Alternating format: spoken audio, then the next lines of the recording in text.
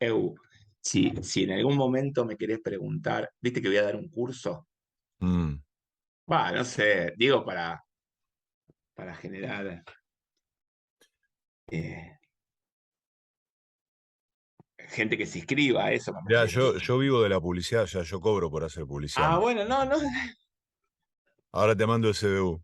Eh, ¿Eh?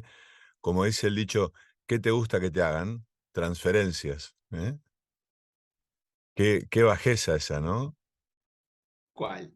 ¿La mía o la de No, no, no, la de que a uno solamente le gusta, le la guste que le hagan transferencia? transferencias, ¿no? Aunque está bueno que te hagan transferencias. Está bueno, Está la bueno. verdad. Y fíjate el psicoanálisis, no la transferencia, no, no es broma esto. Ahora se me acaba de ocurrir. La transferencia, sí, es lindo. Pasa que la transferencia en el psicoanálisis es un hecho virtuoso.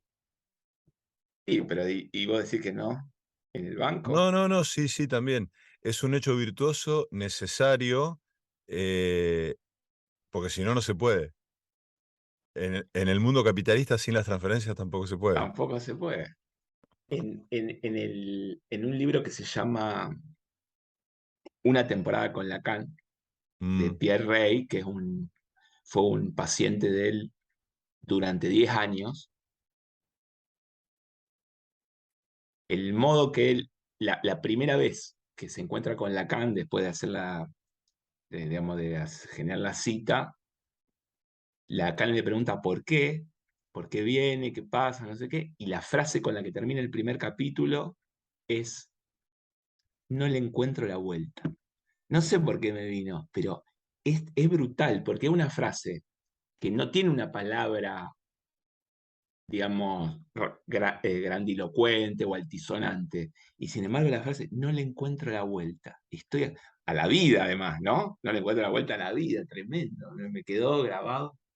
No sé por qué te la dije, pero pero aparte, digamos, yo te quisiera preguntar, ¿cuándo descubriste el psicoanálisis vos? Imagino que de grande, pero esas cosas se descubren de grande. Pero también la fantasía que mucha gente aloja acerca del psicoanálisis de terapia, digamos, como de pensarlo en términos de terapia, ¿no? De que justamente a propósito del paciente de Lacan, uno finalmente le va a encontrar la vuelta a las cosas, cosa que no, ¿no? em, en ese libro él, de algún modo, genera cierta resolución de los, entre comillas, de los problemas, pero eso no significa que no haya problemas, significa cómo yo me relaciono con mis fantasmas, con mis problemas, con ese no encontrar la vuelta. En algún punto el psicoanálisis como la posibilidad de resignar, en una de las vertientes, de resignarse a que somos vulnerables, pero esa resignación no es negativa, no es tirarse en la cama, sino salir a la vida sabiendo que uno es vulnerable y que nos van a hacer pelota o nos van a hacer mierda, pero desde otro lugar, no desde el temor, sino desde si querés, desde la ambición. Mm, Eso me parece que es fundamental y también la posibilidad que nos da, que está ligada a esto, la posibilidad de un nuevo comienzo, la mm, posibilidad de no repetir, la posibilidad de no seguir siempre en la misma lógica, moverse un centímetro de lo que uno viene haciendo con su familia, con sus hermanos, con sus tíos, con su pareja, con sus amigos. Un, min- que es brutal, que es una transformación brutal, pero al mismo tiempo una especie de respiro, es decir, algo distinto. Logré hacer algo distinto con lo que venía haciendo siempre. Yo, sí, que sí, implica romper eso, ¿no? Muchas veces. que implica dolor, que implica angustia, que implica malestar, pero esa sensación de haber hecho algo distinto, yo creo que es, ya que hablábamos de la transferencia, impagable. Podríamos pensar entonces que yo que también soy un enamorado, mirá lo que voy a decir, un enamorado del psicoanálisis, ¿no? Si soy un enamorado del psicoanálisis es porque estoy practicando psicoanálisis y no sé, no es que, no sé si me va bien, porque no es que te va bien, pero uno me parece en el mejor de los casos puede decir, estoy psicoanalizándome, o sea, estoy practicando el psicoanálisis, ¿no? Pero si lo pensara en términos de propósito, ponele, unos días un amigo me dice: "Che, ¿vos vas al psicólogo?". "Sí", le digo, pero no es exactamente un psicólogo. Entonces, bueno, toda la explicación siempre torpe para distinguir al psicólogo del psicoanalista. Y entonces me pregunta: "¿Y para qué?". Y digo: "¿Y qué le digo?". Y entonces yo le digo: "Para ser libre".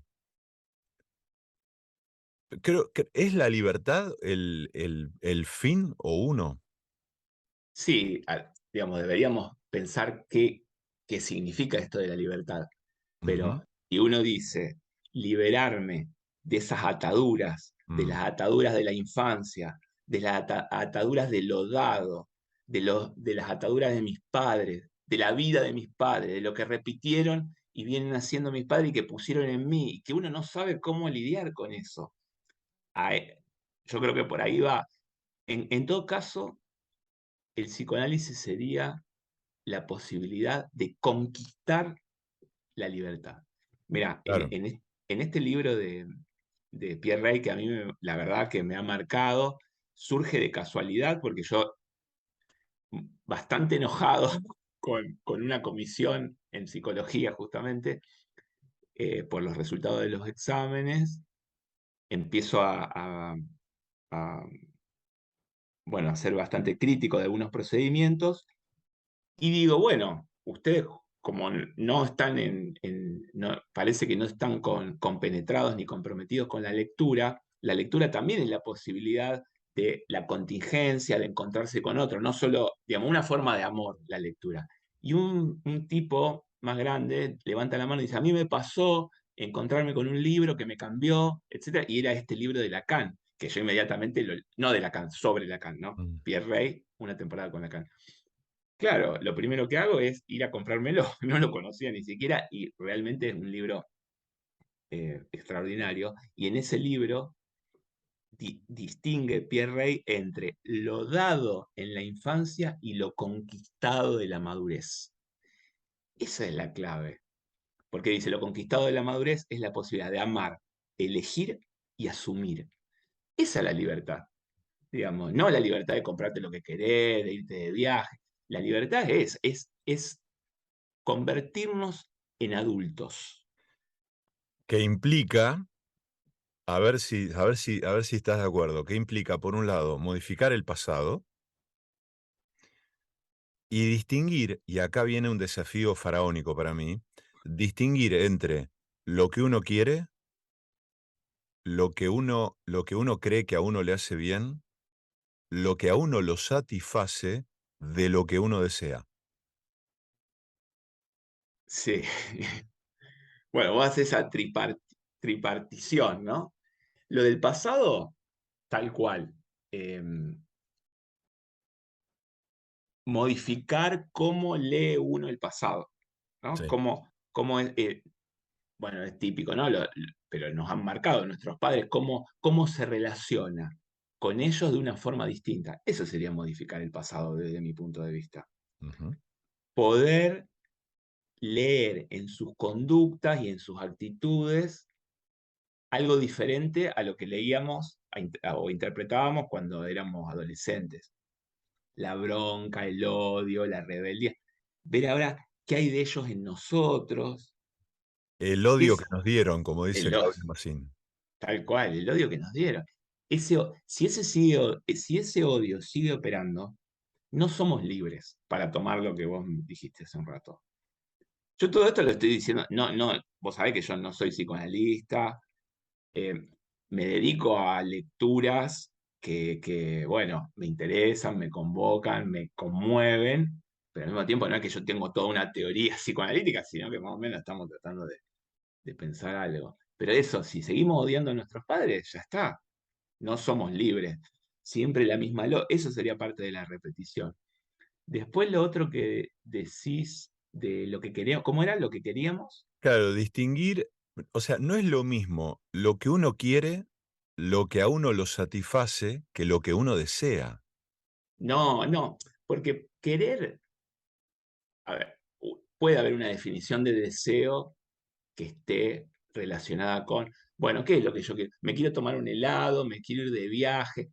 Eso es parte del deseo, digamos, pero no tiene que ver con una definición de deseo, podríamos decir, profunda, vital, que según lo que yo estoy viendo, estudiando, lo que fuera, tiene que ver más con una vocación. Ajá. Tiene que ver más con una vocación, porque el deseo es la vida, en realidad, ¿no? Yo tengo 10 posibilidades. Me compro esto, eso no es la vida. Eso es un momento en el que uno toma una decisión, un De, gusto de consumo, de consumo. Ahora, la vida es la vocación, encontrar una vocación, por cómo yo estoy pensando las cosas, encontrar una vocación. Yo creo que esa es como la clave. De hecho, acabo de ver 5 minutos, no hoy, ayer, acabo de ver 5 minutos de un documental que no me interpeló mucho, por eso lo dejé, que se llama el robo del siglo, sobre los delincuentes del Banco Río. Bueno, que aparece, sí, Araujo, tipo re extravagante, ¿no?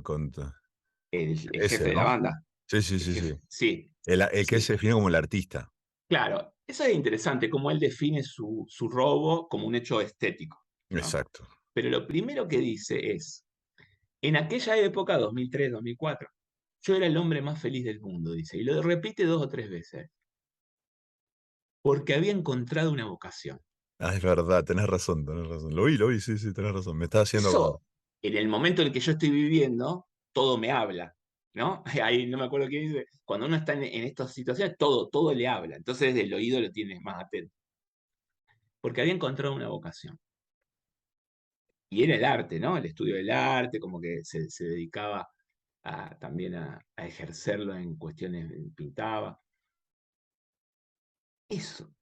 Y uno logra reconocer cuál es su vocación si hay otro además que le ilumina esa vocación, porque esto no es que solo uno lo logra reconocer, sino que siempre hay otro que Siempre es con ilumina, otros. siempre es con otro. Hay otro, es un fenómeno hermoso, ¿no? Ujú. Hay uno que sin saber ilumina lo que vos tampoco sabías. Pero Totalmente. ahí se produce algo maravilloso. Es una hermosa definición del psicoanálisis esa.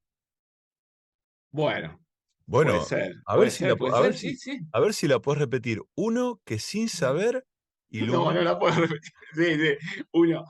Uno que sin saber ilumina lo que el otro tampoco sabe. Oh, Y ahí aparece, impresionante. eh, y eso efectivamente eh, sucede mucho cuando te encontrás con un docente, ¿no? Es fantástico esto. Yo tengo un docente que iluminó algo que yo no sabía que tenía y que ahí empezó a brotar. Y después lo que sucede, y esto ya, por lo menos algo de esto remitiría a Badiou, uno se tiene que comprometer con eso que encuentra. Bueno, Porque, ahí me haces pensar en por lo menos dos cosas. Por un lado, uno al docente le confiere una autoridad. El psicoanalista también, pero es distinto. Es más viscoso, más vidrioso con el psicoanalista. Pero el docente tiene una autoridad y por lo tanto detenta un saber que sí, merece o no respeto, ¿no? Pero pensaba que mucha gente confunde el deseo, como esto que vos decías recién, ¿no? Con el consumo. No sé, bueno, confunde el deseo con hacer lo que uno quiere. tal cual. Y piensa, cuando se entera, en el mejor de los casos, que el deseo implica un laburo, implica armar políticas, implica ceder, implica dolor, angustia, se regodea en la paja de, no, mejor me quedo, ¿no? Tal cual. Me sorprende porque yo acabo de postear, que no lo podés haber leído en estos 10 minutos, porque lo posteé hace 10 minutos, un texto que se llama Ante la ley, por el relato de Kafka, y Ajá, entre ante la ley. paréntesis, ante la ley del deseo, entre paréntesis, ante la ley del deseo. Y lo que trabajo ahí, corrigiendo, me atrevo, me Es atrevo un texto acaba de tuyo. salir en polvo, sí, acaba de Ah, en la salir. revista, ok, ok, ok. eh, que justamente digo eso, que el campesino que siempre posterga el ingreso a la ley, en realidad decide no entrar, prefiere no ser libre, o sea, prefiere ese- Renunciar. e- esa renuncia, y lo último que digo es, y se regodea en la espera, se regodea en la Ah, ahí espera. va, Por eso cuando lo dijiste es casi textual ahí lo va. de, Qué hermoso, sí. se regodea en la espera, prefiere, porque mira, vamos a volver al texto de Kafka, el guardián, el guardián le dice, si tantas ganas tenés de entrar, hacé la prueba. Le dice así.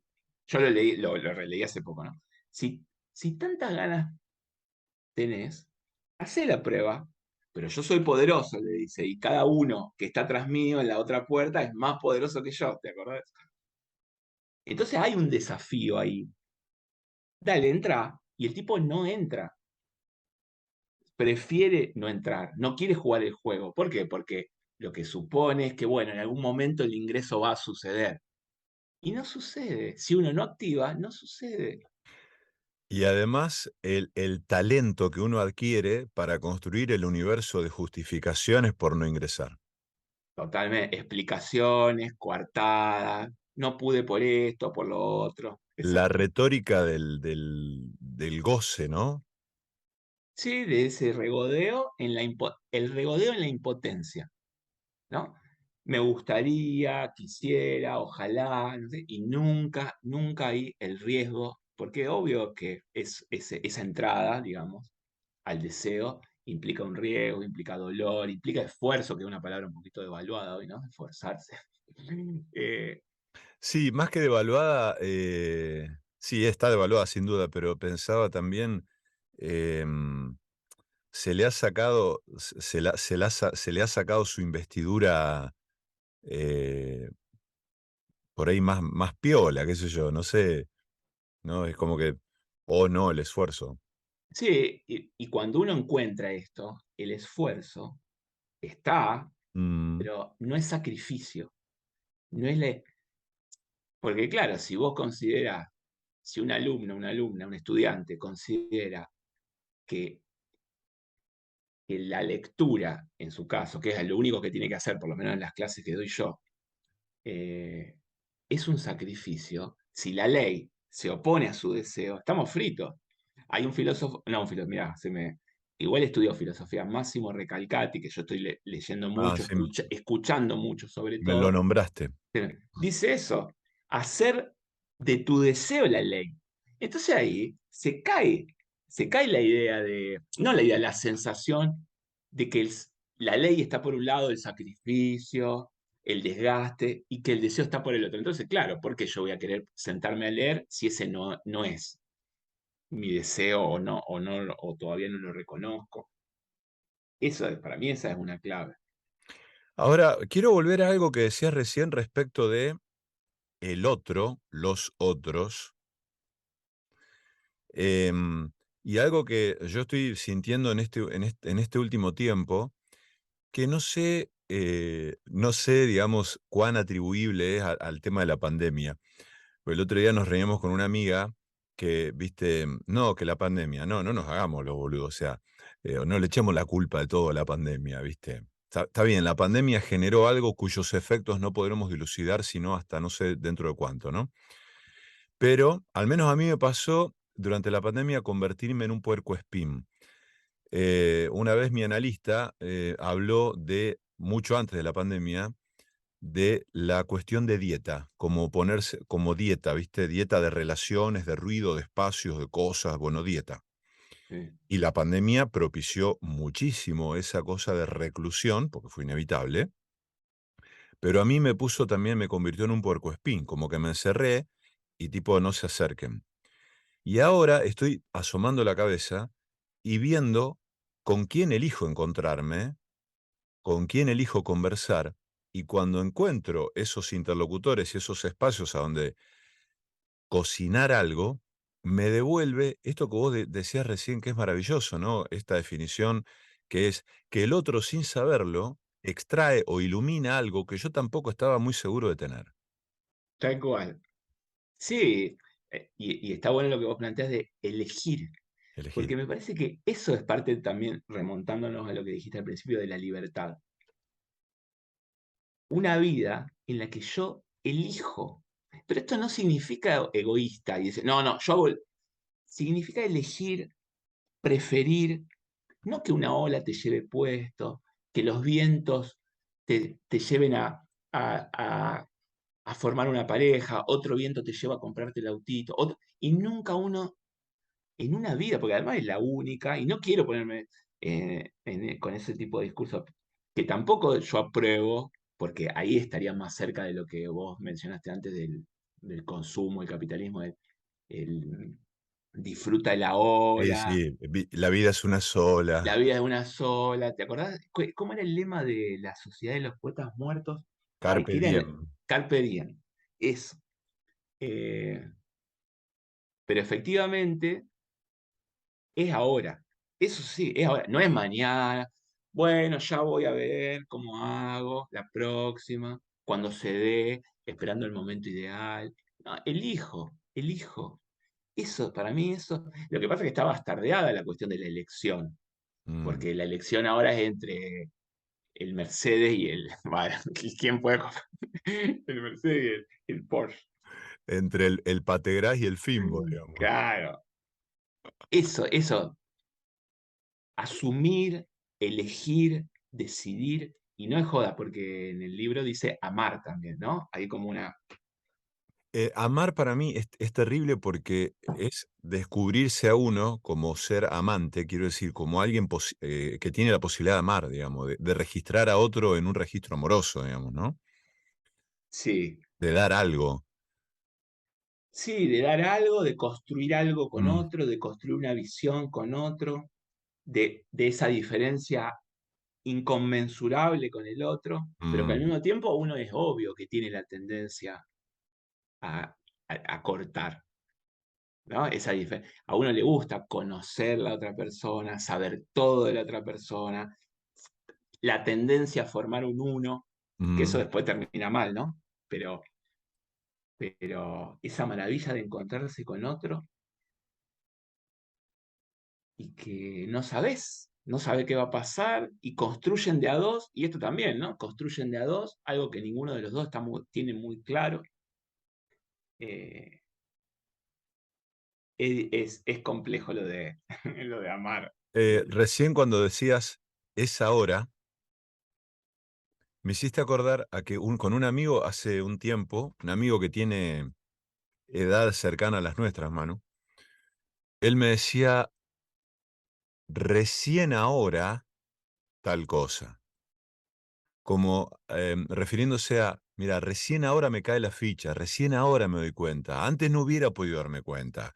Todo bien con estos hallazgos, el psicoanálisis, la poesía, la libertad, pero recién ahora lo veo, antes no lo podía ver. Tal cual, no sé, porque eso es una disposición o una predisposición que tiene uno, como lo que te comenté de la película. Quizás hace 5 años ese comentario del protagonista no hubiera pasado desapercibido, pero uno está ahí. Hay un momento en el que se dispone a escuchar de otra forma, se dispone a ver de otra manera. Y, y sí, los momentos tampoco sirve arrepentirse. Y qué lástima que no fue antes. Digo, bueno, hoy es la posibilidad. Fue todo un proceso por el cual llegué hasta este punto en el que ahora sí soy capaz de esto, soy capaz de lo otro, me abro para esto. Eh, es ahora, no pudo ser antes, pero no que no pudo ser antes porque No soy hubiera tonto, podido no, ser no, antes. no hubiera podido. Lo que sucede es que hay gente que por distintos desarrollos, bueno, es adolescente y ya encuentra, ¿y qué va a hacer? Pero son cuántos los casos. ¿Viste? Son fenómenos muy extraños. Sí, otra cosa es regodearse en la espera, digamos. Sí, bueno, que eso en general es lo que yo veo, verifico que sucede. El regodeo en la espera, en la impotencia, en lo que me gustaría y nunca sucede nada. Y Sí, después, porque aparte uno, me parece que moraliza la impotencia, es decir, las justificaciones son morales, ¿no? No, porque y empieza la perorata. Sí, y mucha también acusaciones de lo que no tuvo, de lo que los padres no le dieron, de las posibilidades que no se concretaron. Eh, a veces a mí me da miedo, no miedo, pero este tipo de discursos que digamos, cierto discurso capitalista se los ha apropiado, ¿no? Entonces ahí hay un límite complejo, pero lo debo haber mencionado alguna vez, François Julien, un filósofo francés que también está en un límite con la autoayuda. Uno lo lee y dice, ¿qué es esto? Pero no es autoayuda, porque no te da la posta. Dice que los cambios, dice esto, la, la posibilidad de cambio no se da como se supone que es la idea de vita nova, ¿no? De, bueno, proyecto hacer los cambios para transformar mi vida. No, no, no. Uno vive y solo de manera retrospectiva puede apreciar los cambios que hizo. Ay, Solo retrospectivamente. Hay que usar el pasado. Él utiliza un término que es lucidez, de ver qué hago yo con ese pasado, pero no está delante el cambio. Está como si dijera, está atrás. Porque si no generamos, vos has escuchado, es típico, ¿no? El lunes empiezo, ¿viste? La cantidad de veces, porque eso también implica un círculo, una repetición. Sí, ya lo voy a hacer, ya lo voy a hacer, ya lo voy a hacer. Y nunca, y mm, no pasa, y lo que pasa es la vida. mm. O sea, no es que no pasa nada, pasa la vida. Para mí, una de las experiencias más poderosas que trae el tiempo, cuando uno está, cuando uno quiere estar lúcido, es la de la escucha. Cómo a uno le cambia la escucha, ¿no? Cómo uno escucha otra cosa, otras cosas, escucha otras cosas de los otros, de uno mismo. Cómo uno lee distinto, escucha distinto, ¿no? La escucha. Sí, la escucha en términos generales, si querés, lo ponemos, no solo de oír, sino de dejarse interpelar por otro texto, película, persona, amigo, o sea, pero es parte de lo que venimos diciendo. Hay un momento en el que se abre algo como si se abriera una posibilidad de lo inédito. Uno abre la posibilidad de lo inédito, de lo inaudito, justamente la escucha, ¿no? De lo que no se escuchó. Eso.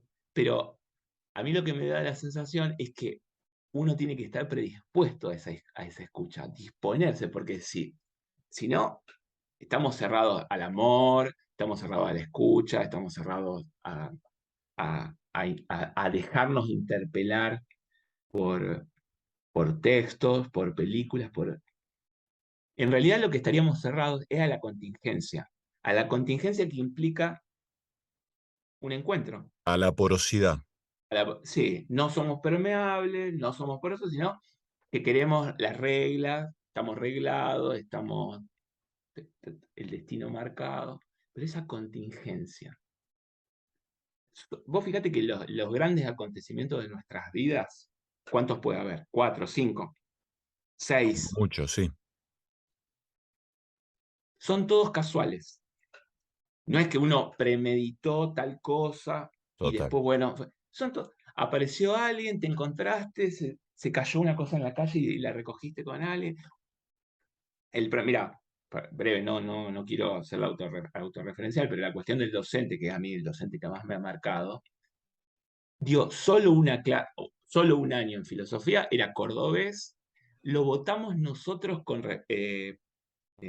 votamos su curso y no votamos otro curso de otro profesor, no sabíamos ni quién era, y aparece. Y después ya además, fíjate, es maravilloso, porque el tipo yo ya no lo veo más, no vive en Rosario, en Buenos Aires, vive en Córdoba.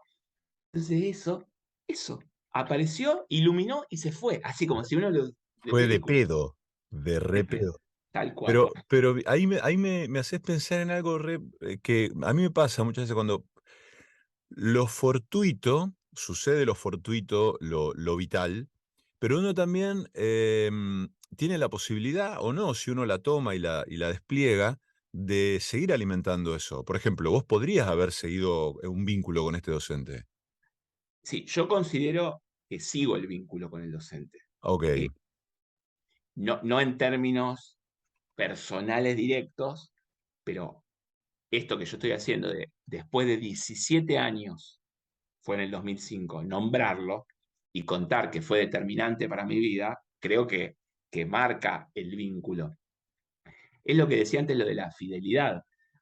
Podría haber sucedido este encuentro y después uno lo deja pasar porque estoy seguro, y no dudo de esto, de que todas las personas han tenido alguna vez un encuentro, todas las personas tienen una vocación, todas las personas en algún momento tuvieron esa iluminación, pero se deja pasar.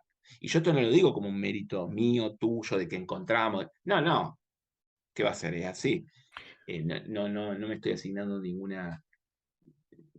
ningún mérito especial, pero sí la fidelidad con ese encuentro. Esto es Badiou, la fidelidad con el encuentro. Y después nos sigamos viendo, no nos sigamos viendo, pase lo que pase, sigue operando. Mm, Eh, el a mí- estar es una forma de estar, ¿no? Como un amigo decía, che, cuando vengas, traete.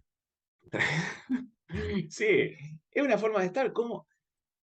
Eh, porque es esto. Primero que es la posibilidad de una vida nueva, porque efectivamente yo a los 26 años casi que fue una vida nueva. Y, y sin que él tuviera demasiadas nociones de lo que estaba haciendo. Y ese seguir reforzando ese vínculo con esta charla, con los pensamientos, con dedicarle Mm, un texto. Eh, pero la fidelidad a mí ahí me parece que es un término, o el compromiso, comprometerte y serle sí, sí, fiel sí. a ese encuentro, ¿no? Me parece que como que sin querer estamos hablando de tu taller. Sí. Sí, siempre uno cuando habla de algo, habla de otra cosa, Sí. ¿no? Eso está claro, siempre cuando Ujú. habla de algo. Mi taller, un taller que voy a dar en la plataforma Encuentro Itinerante, ¿Qué es encuentro itinerante? muy buena pregunta, muy Mm, buena pregunta. Es una plataforma que nace simplemente como digamos, presentación de libros, que en realidad no se sabía muy bien cómo iba a surgir. Tomás Trapé fue quien tuvo la idea. Después se transforma en una serie de entrevistas a personajes de la cultura y ahora cobra otro cariz que es da cursos, ¿no? El primero lo dio Alexandra Cohen, estuvo muy bueno. Y este lo voy a dar yo. Entonces, es una plataforma de reunión, digamos, de gente que tiene intereses en común. Eso sería. Y el mío se llama Los Límites de la Percepción. sí. Escucha, eh, percepción, estamos hablando de eso. Percepción, lectura. Nos vamos a preguntar cómo leemos, cómo escuchamos, cómo vemos, Ujú. eh, pero sobre todo, digamos, estas preguntas, reflexionar sobre estas preguntas en la contemporaneidad, pero siempre teniendo como horizonte las vanguardias históricas, que fueron las que cambian de raíz los modos de producción y de recepción del arte, porque a eso nos vamos a dedicar. Fue lo Entonces, que cambió la bocha, digamos. fue lo que cambió la bocha. Entonces, una de las preguntas que yo planteo es, ¿por qué después de 100 años de las vanguardias históricas, hoy un espectador promedio o un lector promedio sigue viendo las mismas películas, los mismos libros, y cada vez que hay una película que tiene algo distinto, es lenta, es aburrida, no pasa nada? Entonces, ver qué sucedió en estos 100 años, y me voy a ubicar en la filosofía, el arte, literatura y cine, y vamos a construir este taller. Es como la pregunta del millón, ¿no? Que mucha gente se hace desde el fastidio, ¿no? Sí, Y te quiero tirar esto a propósito de esta conjetura. Hay una tentación acusatoria a, em, a la juventud, digamos, como que la juventud es presa de esos consumos. sí, no, yo no estoy de acuerdo en absoluto. Em, la juventud como aquel rango social o es que ya porción social que no hace lo que debería, cuando los adultos sí efectivamente lo hacen, cosa que es falsa. Los chicos ahora ya no leen. Efectivamente, hay problemas. Pero no creo que el problema solo sean los estudiantes, sino que la universidad, dando clase como se daban hace 500 años, hay, hay algún problemita ahí. Eh, pero es bastante notorio cómo desde ciertos discursos solo se acusa a la juventud de no hacer lo que corresponde, de no hacer las cosas como se hacían antes, y al mismo tiempo hay una tendencia, fíjate, a que todos queremos ser jóvenes, porque es típico ahora el tipo de 60, 65 años que está con zapatillas, con el... Sí. Entonces juveniliza todo, pero al mismo tiempo se los utiliza como chivo expiatorio de lo que los adultos tampoco hacen. Ujú. Ningún adulto se banca una peli. O sea, gente que no puede ver una película de hora y media sin cortarla en 3 partes. O sea, Sí, además es una pregunta del millón porque eh, me parece un terreno muy, muy picante, ¿no? Decir, bueno, explicar un poco los consumos culturales de hoy, cómo mete la cuchara, cómo mete la cola la industria del entretenimiento, el mainstream, eso que llaman el mainstream, por qué Spotify te sugiere tal música. sí, o YouTube, ¿no? Todas estas plataformas. Vos usaste una expresión que a mí me parece importante, que es consumo cultural. Mm, Hay un libro de Tabarovsky, no recuerdo si es el último, El momento de la verdad, que va un joven, se le cae la mochila, se abre la mochila y tenía es de es decir, era en un momento de los 90 o 2000, un CD, un libro, una peli, porque hay que distinguir el consumo cultural del lector, para ponerle nombre, un solo nombre, lector. No es lo mismo alguien que consume libros, que compra el último libro de tal, que le gusta no sé qué, que un lector. sí. Entonces, para mí hay que distinguir consumo cultural de ciertas formas de apropiarse de la cultura, como sería, bueno, alguien que se dedica a la música, alguien que se dedica al cine. Claro, el consumidor cultural es aquel, o podría ser aquel que dice, ah, sí, fuimos al teatro. Sí, el que está a la moda, el que está con lo último, lo recién llegado, lo que hay que leer, lo que hay que ir a ver, eso, que, que tiene, eso, es una impronta, como sería algo así, digamos, como el turismo cultural, ¿no? Gente que además eso le da como un estatus distinto del que no le gustan los museos, o sea, ir al Malva. Es parte del consumo cultural. Eso no significa que no pueda haber buenas obras, que uno no pueda pensar cosas, pero cientos de personas los domingos yendo al Malva y después en sus ciudades no va,